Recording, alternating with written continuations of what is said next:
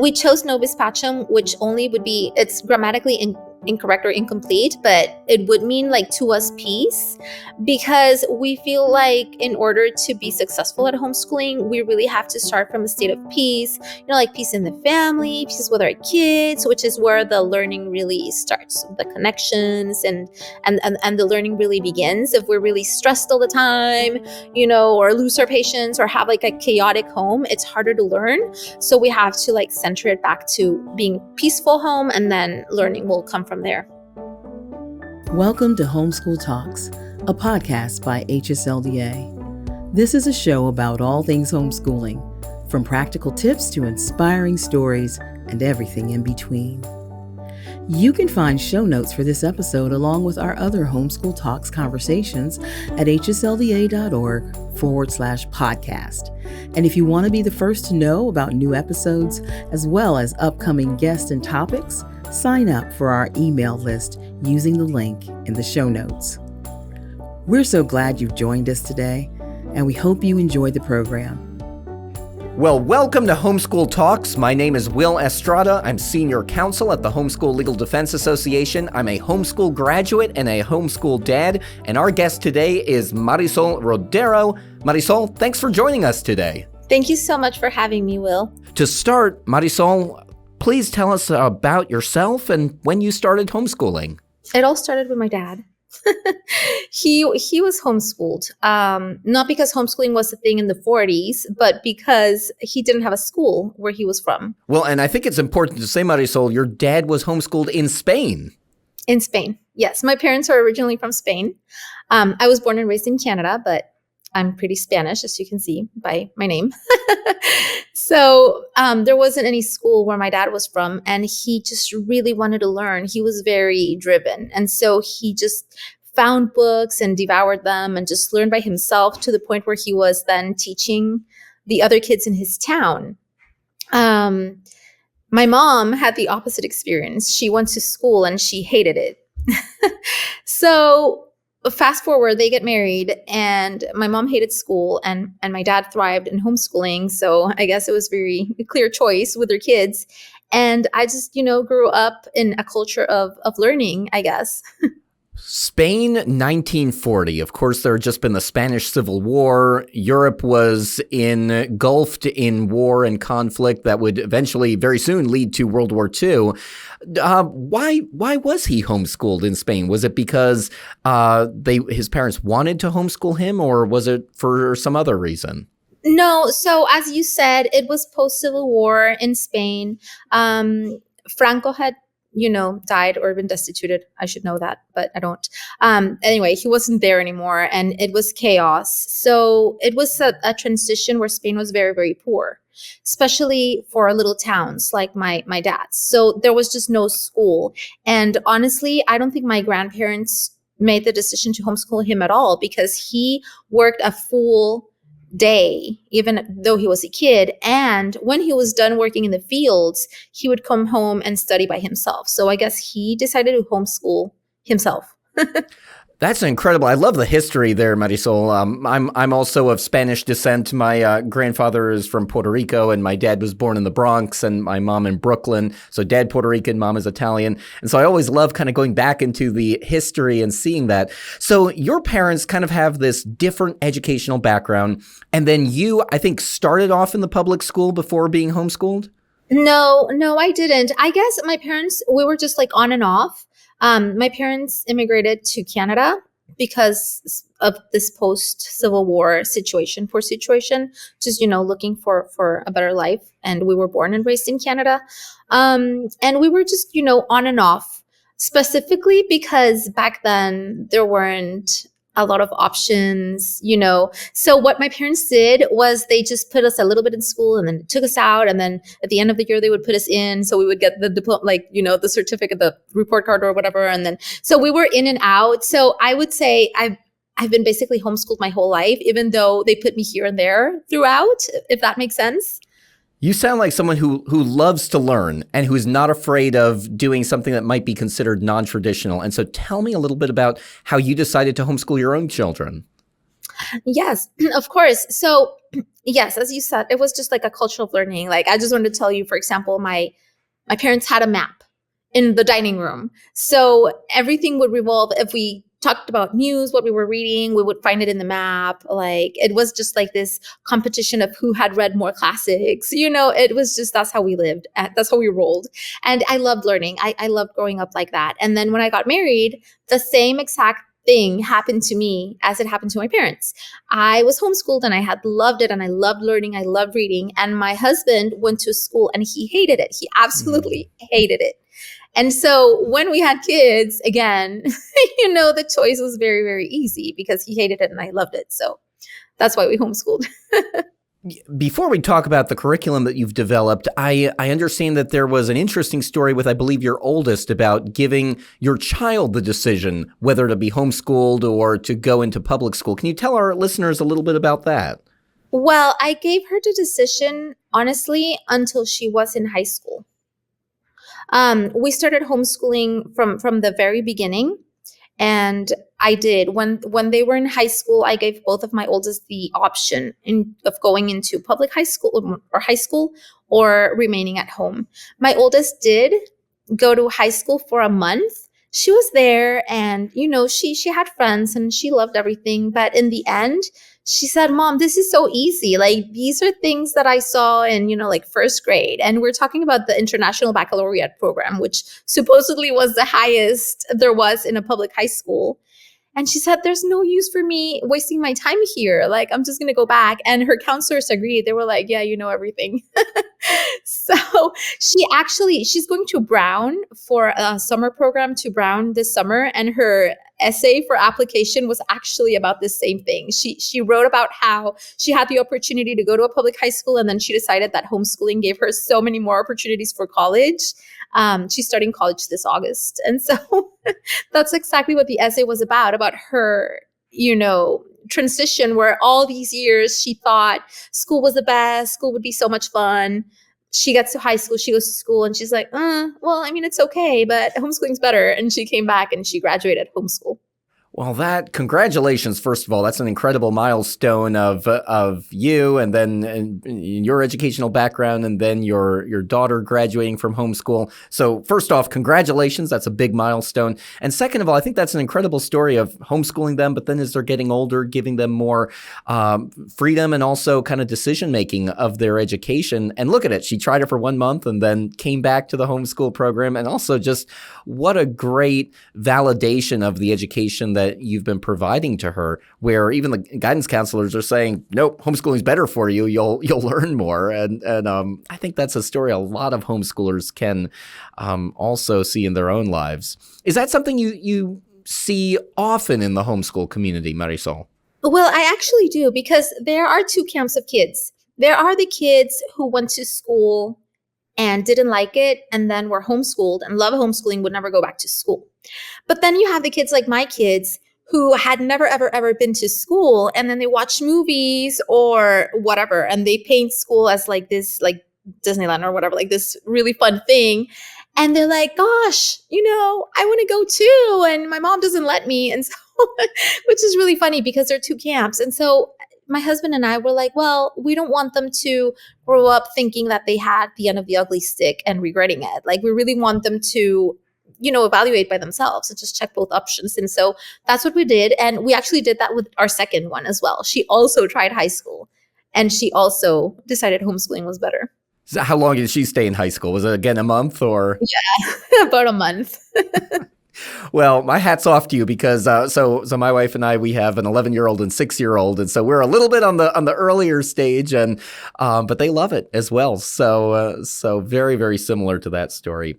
Marisol, I want to now ask you about the curriculum. You wrote your own curriculum. It's now something that parents can purchase and can use. Tell us a little bit about Nobis Pacem. Yes, of course. So I was homeschooled in Spanish in Canada.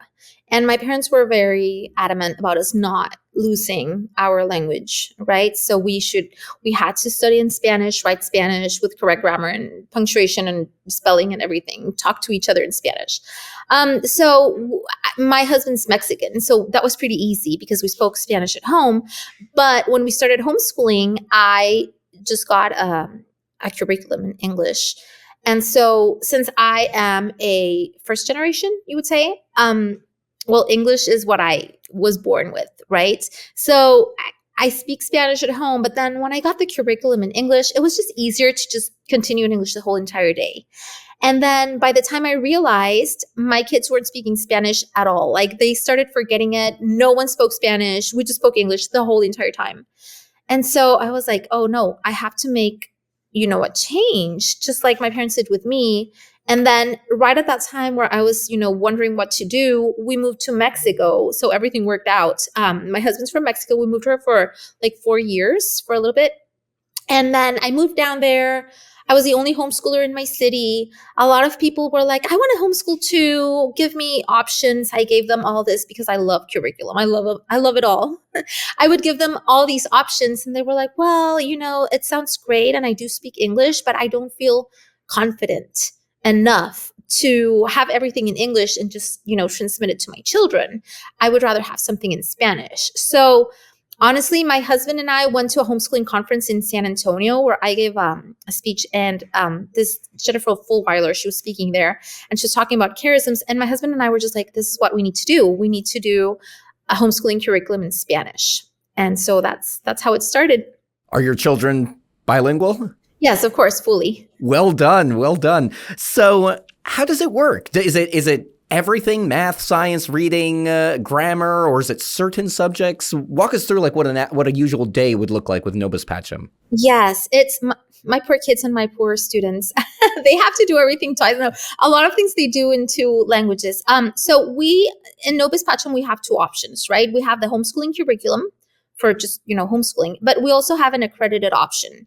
And the accredited option, a lot of Hispanic people just gravitate towards the accreditation because it's a culture where they feel, I don't know, it's just a cultural thing where they feel like safer, having an accreditation and enrollment, someone who guide them. They like having to like turn in stuff or whatever. So for accreditation, there are certain subjects that we need to have in English in order for them to pass a grade, like, math, language arts, and some other ones. But for example, language arts for my enrolled students, they will do language arts in Spanish and language arts in English. And then they'll do math or whatever that is required in English. And then everything else they'll do in Spanish. But like the lesson plans are in Spanish, even though the subject's in English. It's just everything's in Spanish. And they have to be able to do it in both languages equally. Like, it's not, neither one is a second language. Both of them are like at the same level. I wish I had that when I was being homeschooled. So my dad's bilingual. My mom is pretty fluent in Spanish. She did study abroad in Spain, actually. But although my parents tried to teach me and my 7 siblings Spanish, that was the one subject I didn't really do well with in homeschooling. And so I certainly can't say that I'm fluent in Spanish. My brother and his wife, though, they are homeschooling their kids using a lot of Spanish curriculum. And so their kids are actually fluent in Spanish. So I think this is such a cool curriculum, but such an important need as well, and kind of having those broadened horizons. So that's what you were saying is exactly our point. It is very different to just teach Spanish than it is to teach another subject in Spanish. And that's the same for any other language. Like, I will learn more if I learn about something else entirely in that language and focus on something that interests me and learning it in context. I will get the language much better than if I'm just, doing these grammar rules or spelling rules that are very boring, if that makes sense. That makes total sense. So Marisol, I think as I was going through the introduction, I was telling our listeners that you are an attorney. You worked through law school. You worked as an intellectual property attorney. So have you used your legal expertise in the homeschool arena? I think I have, especially we started out helping the Hispanic community in the US so that they wouldn't lose the Spanish.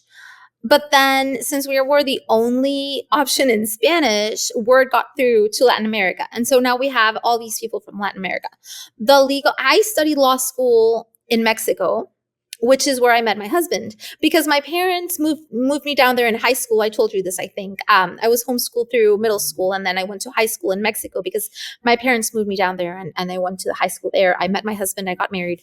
I stayed there. I started law school in Mexico for a couple of years. Then we moved to Germany, and I actually finished it in Germany, which is why I specialized in intellectual property. It was the only thing that could be done in both countries. Anyways. Truly an international traveler and well-rounded. That's awesome. Yeah. So, but anyways, my degree is in Mexican law, or intellectual property is international, but like my degree was in Mexico, which is a very different legal system than the US, but it's very similar to the legal system in all of Latin America. And Mexico is actually like, it just marks the tendency for legality all over Latin America. So I have been able to use it a lot, helping my families know how to homeschool, what's legal, what's not, what they can do. Obviously not like HSLDA, but to a point, I've helped them figuring out specifically when you study in a school in the US and you want to convalidate it in your own country, which is one of the reasons why we became accredited. Right. So I really feel like I have used it a lot to help the Hispanic community in Latin America. You're in multiple countries now, and what would you say the needs are in the Hispanic community, both first in the United States and then more broadly speaking in Latin America and Central America? What would be the needs you would see? Well, first of all, they really appreciate the lesson plans being in Spanish. Even though some subjects are in English, most of the kids speak English. The problem is the parents want to obviously be a part of the homeschooling of their children. And if they can't understand the lesson plans or don't know what their children are doing, it's hard for them to connect. So having, a structure in Spanish, the one-on-one in Spanish, the community in Spanish has been very helpful to them. That's what they love. They love the community because everybody in our community is Hispanic. They're going through the same things. They have the same, issues. We have a different culture where I don't know. It's just, I guess we're more impractical sometimes where if we cook, like, right? Like 3 full course meals. So sometimes the Hispanic community struggles in knowing how am I going to be able to homeschool my children when I have all these 3 full course meals to do 3 times a day, when I have to have this impeccable home, or I have to like swipe every half an hour or so those are some of the cultural, challenges that we face. And so we have to say, well, we're going to have to compromise because as homeschooling parents, we can't do it all. So we're just going to have to tone it down. For example, that's one of those things. Another thing that challenges them is the fact that you can't just tell them like, homeschool, you can do whatever you want. You can use whatever you want. You can do whatever you want. Like that's just too broad for our culture. So you have to sort of narrow it down, and they really appreciate the help of saying, don't worry, I got you. Like, this is a plan. You can, make your own way, make it flexible, but you have something very planned out to start with. And they really appreciate that. Something that they also appreciate is the enrollment option, because sometimes they won't necessarily commit to doing the work and this is cultural as well, if they don't have someone on top of them saying, you have to send me this, you have to do this, like they just won't do it because it's, ingrained culturally. So being enrolled for them has been very helpful because it helps them follow through and finish the whole year. That makes great sense. And so Nobis Pacem, it's really kind of supports for the homeschool mom, homeschool dad, but also for the kids as well. So you've got everything here in this curriculum, correct? Yes, we even give them like menu plans, how to clean their house, because as I said, you have to tone it down and tell them, I know you're used to perfection, let's tone it down. So it's just like on everything, considering how the culture is and how we're going to do it in that sense. But also you will have classical Spanish poetry, not just Shakespeare. I mean, you do Shakespeare too, but you will know your roots. You will know the classical Spanish poets, the classical Spanish literature. You will see history also from Spain or from Latin America for wherever you come. Like you will know all of those roots. So it's very integrally Hispanic. I'm sure you have Cervantes in the high school reading lists, correct? Yes. Good, good, Yes, good, of good. course. So I'm curious. Nobis Pacem, it's a Latin name. What does it mean? It means, so traditionally, like the hymn would be Dona Nobis Pacem, which is grant us thy peace. But we chose Nobis Pacem, which only would be, it's grammatically incorrect or incomplete, but it would mean like to us peace, because we feel like in order to be successful at homeschooling, we really have to start from a state of peace, like peace in the family, peace with our kids, which is where the learning really starts, the connections and the learning really begins. If we're really stressed all the time, or lose our patience or have like a chaotic home, it's harder to learn. So we have to like center it back to being peaceful home, and then learning will come from there. Marisol, I hope this doesn't put you on the spot, but I think what you said is incredibly important. And, my wife and I homeschool our kids, and there are some days where there may not be a lot of peace in the home. And so what would you say to a Hispanic homeschooler, either a mom or dad right now, and maybe they pulled their kids out of school because they were frustrated with what was going on, or their kids were having bullying or just weren't doing well, but they're struggling with peace in the home, peace with the kids, peace with each other, just peace in general. What would you say as a homeschool grad and homeschool mom to a parent who's maybe struggling with that right now? So it's very, very common to have less peace when you immediately pull your kids out of school. Because kids pulled out of school, like in school, you're only used to dealing with people your age. So you have this anxiety with kids, with siblings, because the younger siblings annoy you and you annoy the older siblings and they annoy you as well. Like you just don't know how to deal like that. And then in school, you only think about yourself. You don't have to do anything for anyone else. You don't have to do anything with the home. You don't even have to be careful with what you do. So you come home and suddenly you have all these annoying siblings, and then you have your annoying mom telling you to do things and chores. And so it's just very common to have that chaos. So what I would say is start small, and I would recommend just not doing any schoolwork for a while, for like a month or so that they can connect with each other again and connect through fun things, going to the park, going to a museum, playing board games, just sort of getting to know one another. Like maybe you don't know your siblings, like just get to know them, get to have fun with them, and then it'll come along. Like that's for people who just take your kids out of school. Now, for homeschoolers like yourself, I mean, it's obviously there's not peace 100% of the time. That would be really not realistic. There's always going to be chaos, like siblings are always going to say, but I feel like if we have it consciously and we remind them of it and we just play, classical music, or we have quiet time, they'll get it. Even if it's not 100% of the time, they'll get it. I'm reminded also of what you said about your own homeschooling, of how your parents were homeschooling you. If they take the map out and you'd be looking at all of that. And I think sometimes, especially when parents are new to homeschooling, they think, homeschooling is public school sitting at a desk at home. And it really isn't. One of the beauties of homeschooling is it can be really anywhere. Going to a museum is homeschooling. Going to listen to a concert or a community theater, that's education as well. And it's very freeing, I think, when especially people who are new to homeschooling think of it in that way, that it's this love of learning that you can spark with your children. Yes, exactly. For example, in my family, it was very seldom that our parents would sit down with us and teach us something. Like that almost never happened. But there was this ongoing word or idea in my house, cultura general. Have you heard about it? Like common knowledge and common sense. Those were like the words in my home. So we're like, you've never read that book, but that's common knowledge. Like, you don't know that, it's common knowledge. And that always motivated us, like, oh, it is, I must read about it. So we went and we looked it up, or we went and we read the book.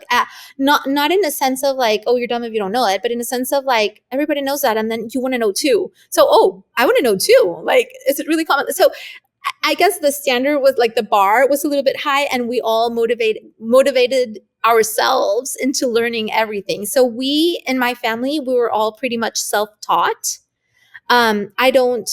My children do self-teach themselves a lot. I'm more of a classical mom where I say like, oh, let's do this project, or let's follow this or whatever. Because that's my personality. But I guess that stuck with me. When you set the bar high of like, oh, reading is fun. It's just something that we like to do. And it's something that we do. And we will bring up subjects of different classic books that, everybody must know.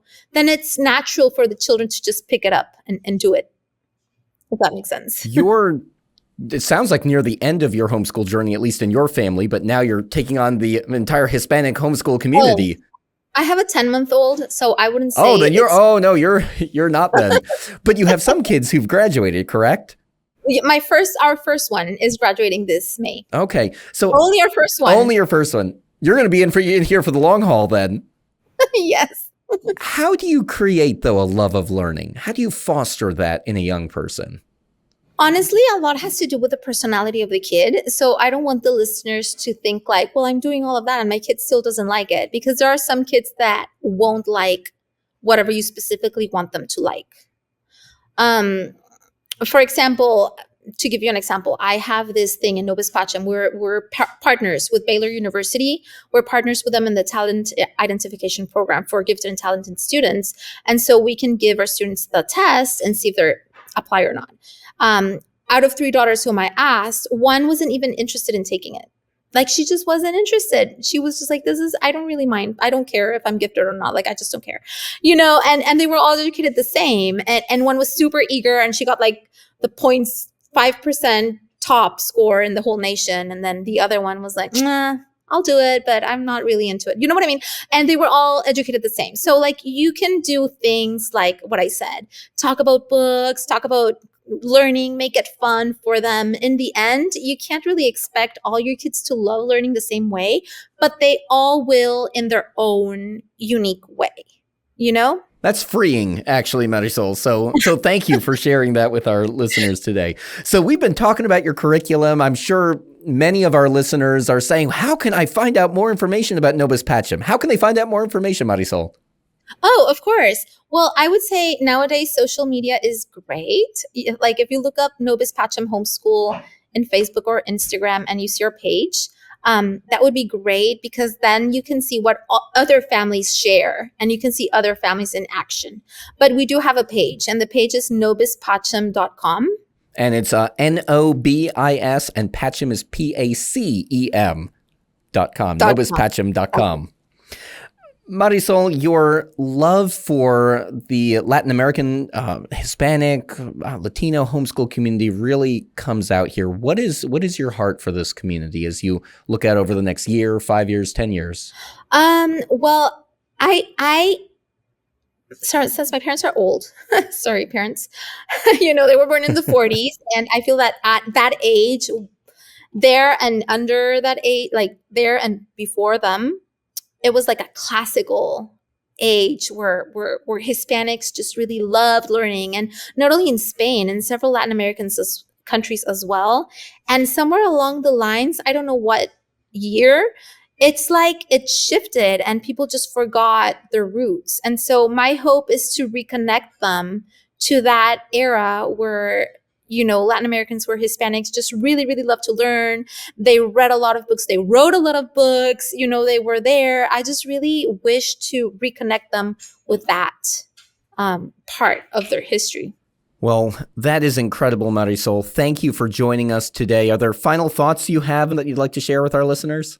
Well, I just want them to know they're not alone. There are lots of us who are more so now. Every day there are more options in Spanish, more options who cater to the Hispanic community. Reach out to us. Like, even if you reach out to Nobis Pacem and it doesn't work for them specifically, we will direct them with other people who cater to the Hispanic community as well. Just, don't be afraid. There are people who get you. There are lots of resources out there for you, and we're here for them. Well, thank you again for joining me today, Marisol, and thank you everyone for tuning in and for listening today. If you've enjoyed this episode, please share with your friends, and if you would like to get upcoming podcast episodes delivered right to your inbox, sign up for the Homeschool Talks email list. Subscribers will receive exclusive content and will be able to submit questions to address and to discuss on future podcasts. If you're not yet a member of HSLDA, we'd love for you to join us. Please go to homeschooltalks.com and join. Today's episode is made possible by HSLDA's Compassion Grants program. Whether it's a low-income family trying to make ends meet or a family suffering after a natural disaster, some families simply wouldn't have the resources to homeschool without the help of fellow homeschoolers like you. Our Compassion Grants exist to make this support possible. To learn more about how you can help make homeschooling possible for struggling families, or to request assistance if you are homeschooling through hard times, visit hslda.org/compassion. That's hslda.org/compassion. Thanks for listening to this episode of Homeschool Talks. If you've enjoyed this conversation, will you do us a favor by sharing it with a friend or leaving us a review on Apple Podcasts? As a reminder, you can find show notes for this episode along with our other Homeschool Talks conversations at hslda.org/podcast. And if you want to be the first to know about new episodes, as well as upcoming guests and topics, you can sign up for our email list using the link in the show notes. That's all for now. We hope you enjoyed this program, and we'll see you next time.